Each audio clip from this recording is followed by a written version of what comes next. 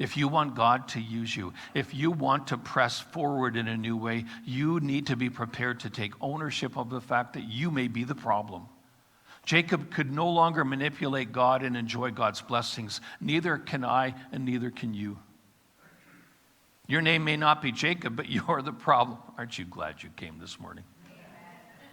You're the one who's holding back. You're the one who's not letting go of your life and letting God have the reins. And the choice is yours. Dr. Frederick Flack in his book Choices said this, and I quote, "Most people can look back over the years and identify a time and place at which their lives changed significantly. Whether by accident or by design, those are the moments when, because of readiness within us and collaboration with the events occurring around us, we are forced to seriously reappraise ourselves and the conditions under which we live and make certain choices that will affect the rest of our lives." And then he goes on to say, and we are never too old for that to happen. Let's review. First phase is a crisis and we struggle with God. The second phase is a commitment. We refuse to quit. The third phase is that we admit that we're the problem. And the fourth phase is a conversion where we are given a new identity. There's no accident that I talked about that God knows your name.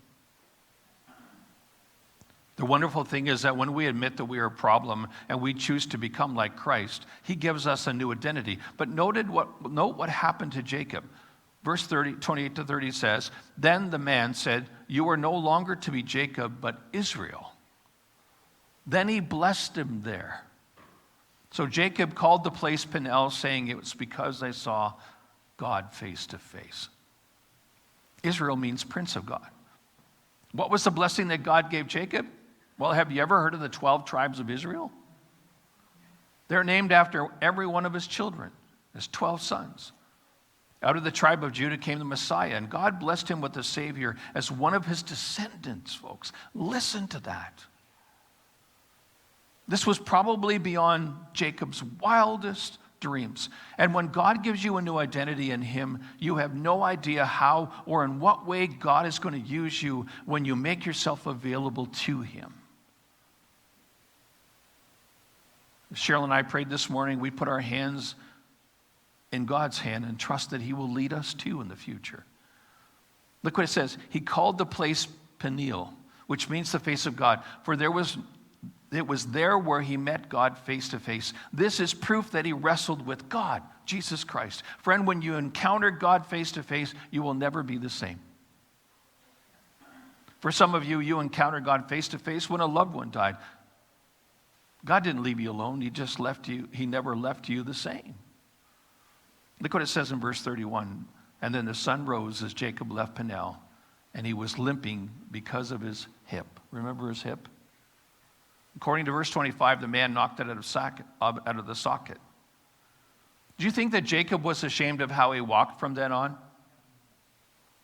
Do you think that his limp was a sign of weakness? No, it was a sign not of weakness, but of strength. Why was it a sign of strength for Jacob? What did this limp represent in his life and in ours? What it did for him? Two things. Write it down in your notes. There's no room for it, but write it down. It stopped him from running. And he ran all his life. It stopped him from running ahead of God's plan. It made him realize that he could trust his God to lead, to guide, to provide, and to protect him. You see, one of the biggest problems in our lives is that we don't take the time to be still before God and know that he is God and that we are not God. The encounter with God changed his identity, but the limp helped him change his behavior. He could not run without pain. It was a constant reminder. You cannot walk in disobedience to God without pain. It was a quick reminder that he could not go back to his old ways and experience the blessings of God.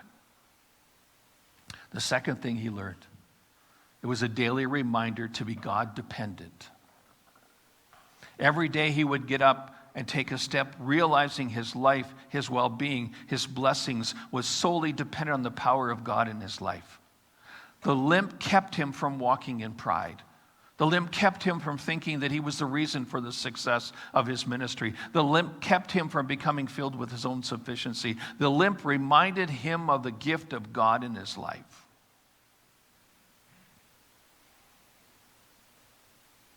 Do you look back on your limp and regret it?